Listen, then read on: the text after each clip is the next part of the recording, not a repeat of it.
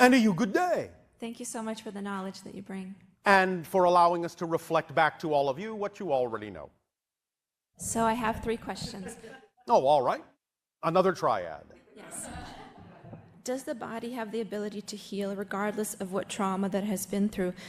Even after surgeries, trauma, viruses, damage, all kinds of damage to the body, does the physical body really can it heal 100%, really?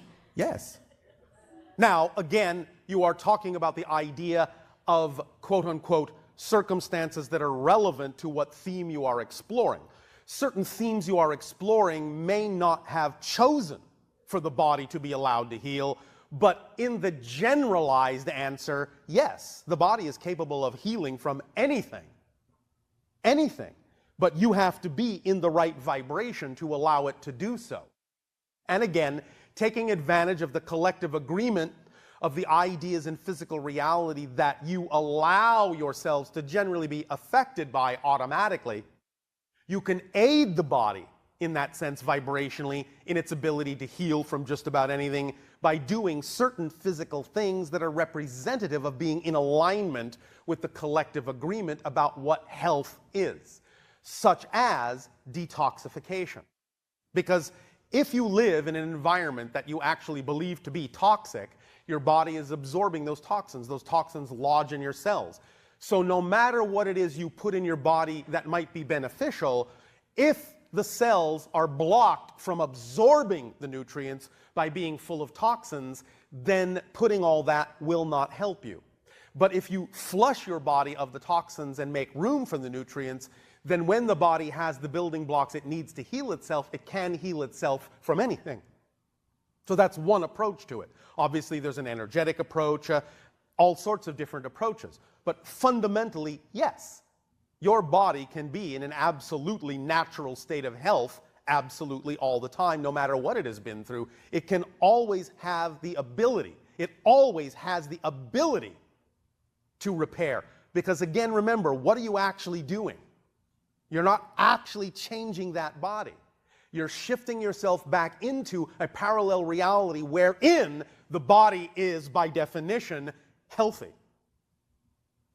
So the answer, in a sense, is yes and no. Linearly speaking, in time-space perspective, yes, the body can heal itself from anything. Mechanically speaking, from a physics point of view, the body actually never has to heal itself. You just have to shift your consciousness into a body that's already healthy. Does that make sense? Yeah, but even if you change your consciousness, something happened to you physically, your consciousness will realign your body and the cells in your body. I mean, what if something already happened physically to you? You can't undo that. I'll say it once again. The body that is injured is one body in one parallel reality. The body that is healthy is another body in another parallel reality. So we take on new bodies and others? Yes. So you're saying I'm going to be a different physical body when tomorrow? I talk about the idea that you are shifting through billions of parallel realities every second, I am saying that everything is different, including your body. Because that's just a projection. It's part of the projection of the parallel reality. I'm not saying your original body is moving through parallel realities. I'm saying your consciousness is shifting into the body that's already in that parallel reality. See the difference? Yeah. Are you sure? I mean, it's kind of hard to understand this concept. It is? A little bit, yeah. Okay, well, so one moment. Do you drive an automobile? Yes. All right. You are the consciousness. The car is your body. Mm-hmm. Now you take a trip to another country and you rent a car. Same consciousness, different body. You're in a different reality. What's so hard to understand about that? We can do that in a lifetime. We can change that. You are doing it all the time, billions of times a second. You're doing it so fast you don't know you're doing it. That's what we're telling you. Become aware of the fact that you're actually not the same person, literally, physically, from moment to moment, and you will start to understand that the person you are right now can be anything you choose to be, because you can choose what parallel reality to shift to by design and by definition, and you will thus then, by definition, simply be the consciousness looking out of the eyes of the body that's already the version of you that is already in that parallel reality, in the same way that when you go to another country, you're driving a car that's already in that country. Mm-hmm. Okay. Same idea. Does that make sense? Yeah, that makes more sense. Take me literally. Take me literally. This is actually literally physically happening, because physical reality is just an illusion anyway. Your physical body isn't real. Your experience of it is real, but it's just a projection of your consciousness anyway. Make sense? Yes. Does that help you? Yes. Yes. And does that help you? And does that help you? And does that help you? Yes. Thank you. Okay. Illness, I'm assuming it's chosen before you come into this world, or is it Not attracted? always. Not always. Again, remember, we are now speaking linearly, colloquially, just to have the conversation. Sometimes there are things set up, as you would say, linearly, before this life, that may be the way you feel you need to explore a certain theme. Sometimes you leave it open to how the theme will be explored. And if you find yourself gravitating toward belief systems that by definition would simply automatically attract disease, dis-ease, then you may allow yourself to fall into that experience, just because that's one of the things that might have been the result of simply going down that path. It doesn't necessarily have to be decided beforehand, although the theme of exploration may have been decided, but the expression of that could have been done in any number of ways.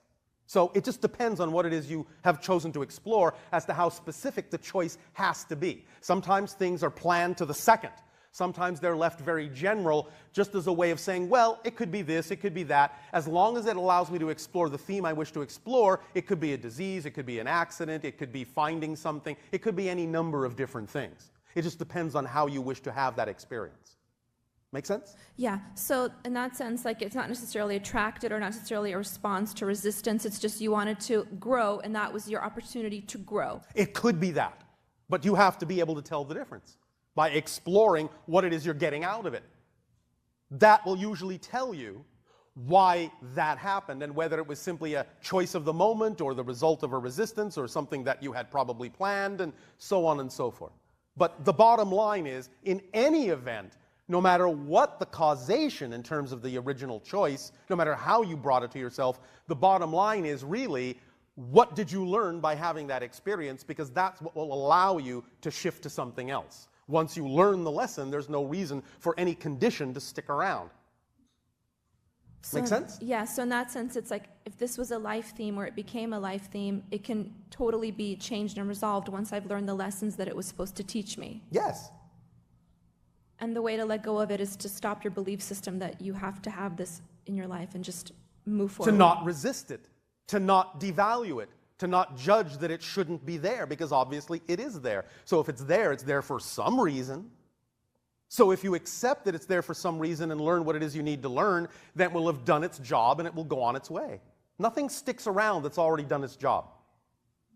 It's only resistance to it that makes it stick around, because you're refusing to allow it to do its job by saying it has no part in your life, when obviously if it's in your life, it does. Okay. Make sense? It makes sense. And then last question, when you're physically feeling something, I don't know if you have this experience, but when you feel pain or discomfort or fatigue or something, it's in your body. How do you not feel it? I mean, it's just really impossible. I know you may not have a body. Nothing is impossible, first of all. The idea is, of course, is that on your planet there are many people called yogis and other practitioners and shamans who have developed the ability to allow the idea of pain to be transformed. You understand? Yeah. You can do that too if you wish. But again, you must remember at the same time that because many of you have simply agreed to go along with a collective consensus of what physical reality is all about, some things you allow to simply be on automatic. So yes, when you have stubbed your toe, you will usually have some kind of painful sensation because you have agreed on the laws of physical reality, and thus then you simply don't need to take the time to circumvent that. At the same time, if it is of value to your particular exploration and your theme and your life lessons to understand how to transform that sensation into something else, then take some time to explore how the people that are already doing it on your planet do so. It's really mostly a matter of simply shifting your attention or redefining what it is you are experiencing. Mm-hmm. So you can redefine anything, even the worst thing. It's just energy. It's just vibrating energy. You can redefine all of it and have a completely different sensation. Have you not yourself seen or heard of demonstrations of what you call hypnosis, where a person is told that their skin is being touched with a lit cigarette and they blister when in fact it was just a person's finger? Have you not also conversely seen where people have been touched with a lit cigarette and not blistered because they were told it was just a person's finger? Have you not understood this idea? Yeah. Well, what do you think's happening there? They believe the reality they are being told. Yeah. Thus, then, that is the response. Mm-hmm. You understand? Yeah, I understand. So anything can be transformed as long as the focus, as long as the energy, as long as the perspective says one thing, then whatever is not the vibration of that belief will never have the ability to affect that person. Mm-hmm. Make sense? Yes. Does that help? Yes, it does. Thank you. Thank you very much.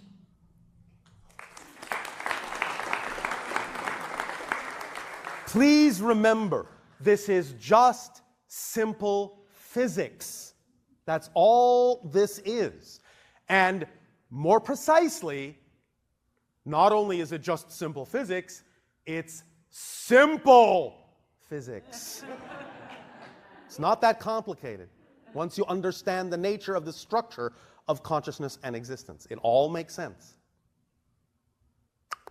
Hello, Bashar. And to you, good day. I understood you talking about different levels of consciousness when I'm viewing myself as my old me that I am now versus the visualization of me, my ideal of, Yes. of how myself is. Yes. And I can viscerally feel the difference between the two. All right, good. But I get stuck mentally for myself. How exciting. I find myself more often than not vibrating at that lower self that I don't want to be. Why are you choosing that? I don't know. Well, but that's the question. Because remember, what did we say about habit and pattern? When you say to us, I find myself, or I have a tendency to, those phrases simply really mean I'm choosing for my own reasons that idea, that vibration, that reality. So the question to ask is, what would I have to believe is true about my relationship to this thing in order for me to choose that vibration, that idea, that reality? Find out what the definition is you're buying into that makes that seem like the preferable choice. Listen, you all have the same mechanism of motivation. You all are motivated by exactly the same mechanism. You always, and I mean unerringly, absolutely always, without exception, always move in the direction of what you believe to be more pleasurable, more positive, and always move away from what you believe to be more painful and more negative. Always. So the question is, if you understand that that mechanism exists, yet you find yourself choosing things, find yourself doing things that are representative of non-preferable, painful things, that should tell you something immediately. What it tells you is, you have somehow attached to the thing that you say ought to be more pleasurable, something that makes it seem less pleasurable than the thing you keep choosing, no matter how painful it is. Find out what that definition is you have attached to the thing you keep choosing that makes it seem like the more pleasurable choice. For example, we often use this analogy. We know that on your planet, your children are often taught very contradictory, very polarized belief systems. Love of money is the root of all evil. If you don't make a lot of money, you're a failure. How do you reconcile those two beliefs? So the idea is you often have beliefs that are at war with each other. So if you realize, one day you wonder, why can't I attract abundance? You suddenly remember, because I was taught that if I love money, I'm an evil person. Well, it's more important to me, more important than money, to not be a bad person. So if I continue to believe that money makes me bad, I will always keep money at bay. Always. Because that's my preference, to not be bad. But if you realize that you've linked that belief to the idea of money, then you can say, oh, wait a minute, that makes no sense. I can have money, I can be totally abundant in many ways, and I know that doesn't mean I have to be a bad person. Once you dissociate, once you unlink those contradictory, polarized beliefs, then you can realize you can make different choices and that they will stick. Because you no longer have an overriding belief that you must choose this over that, because you've attached belief systems to them that are really representative of what you prefer, even though they may be contradictorily attached to opposing beliefs. Do you understand? Yes. Does this help you? Yes. So find out when you choose something. First of all, recognize it is always a choice. Like we said, if it's conscious, it's a choice. A habit is unconscious. A pattern is unconscious. If you're aware of it and you say, well, I recognize that I keep choosing, I recognize I have a tendency to, I recognize that, then you're aware of it. And so it's a choice. Own it. It's a choice. All right, I'm making a choice to choose something I don't prefer. Why would I do that?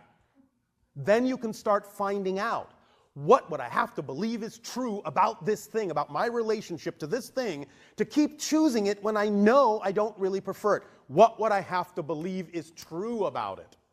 Then let yourself communicate with those portions of your consciousness that have the answer. If you be quiet and really investigate it, you'll get an answer, either internally or through synchronicity in your outer reflected reality. You'll get an answer, but you have to ask the question and be open and willing to receive an answer to really understand what the belief is that allows you to believe that's the choice you need to make. Because it's all predicated on definition. It's all predicated on belief. If you don't have a definition, if you don't have a belief, you don't feel any one way about anything, and you don't make any choices about anything at all. So it all comes from belief. It all comes from definition. Find out what it is. Recognize it has nothing to do with what you prefer. Let it go, because you don't want to be a belief thief, and move on. All right? What if I have trouble? What if you have what? Difficulty. What if you have what? Why would you have trouble? Do you understand that what you're saying right now is a belief? Yes. I believe that if I move ahead in this process, my definition of this process automatically labels it as difficult and troublesome. Do you understand? That's a belief. It is not empirically true that the process is difficult. It's not built in. It's not automatic. It's not a given. It's your belief that the process will be difficult. So why believe that? You understand? You have to catch yourself at every phrase and hear yourself spouting beliefs. It's not a given. Many of you say those things as if they're carved in steel. Well, everyone knows this is difficult. No, they don't. Only you think it is. Maybe many other people believe the same thing, but who cares what they believe? What do you prefer to believe? I prefer to believe that it's simple and easy. Then when you vibrate in that frequency, you will get the synchronicity that brings you the opportunities that you can act on that will be simple and easy opportunities if you truly believe it can be that simple. But if you don't, it won't. But it's all what you believe. Do you understand that? Yes. Do you believe it? Yes. Are you sure? Yes. Thank you. Does that help you? Yes. Thank you. Thank you.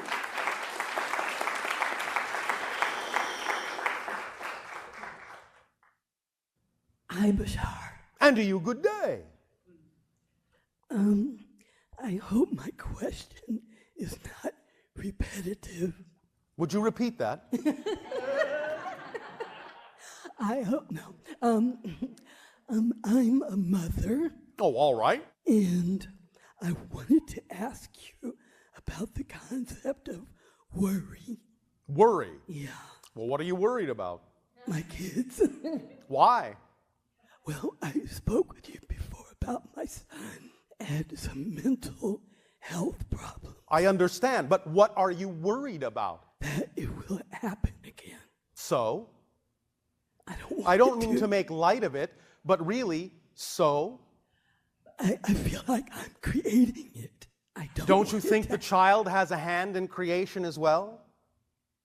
Well, he keeps telling me to stop playing doctor, and he's okay. Then why don't you pay attention? Okay. Why not let the child heal you? Because in many ways, the child is behaving more like the parent. Learn that this is a co-creation. Learn that this is an agreement. Learn that this is an orchestration. Pay attention to what the child is saying.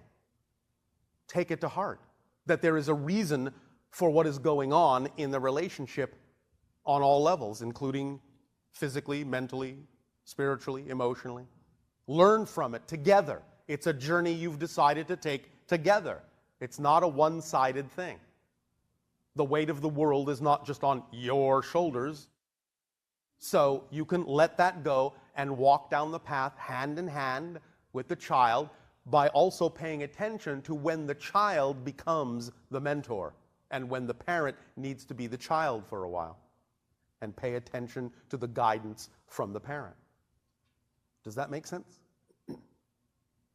The guidance for the parent, that's me. The guidance from the child that is behaving more like a parent than the parent is. Do you understand? Okay. I'm going to work on that. Well, you can either work on it and work up a sweat, or you can simply accept and allow and discover what comes from that allowance, rather than walking down the path constantly worrying that you're on the wrong path, which is not possible. The only way to miss an appointment is by spending time worrying you'll miss the appointment. The only way to not be on your path is by assuming that you're off it. So the idea is that obviously you set this up together, and you just need to pay a little bit more attention that the child knows more than you might think. Now, that doesn't mean you can't guide, but also you must listen and be guided. It's a concert. It's a give and take. It's an agreement. It's a collaboration.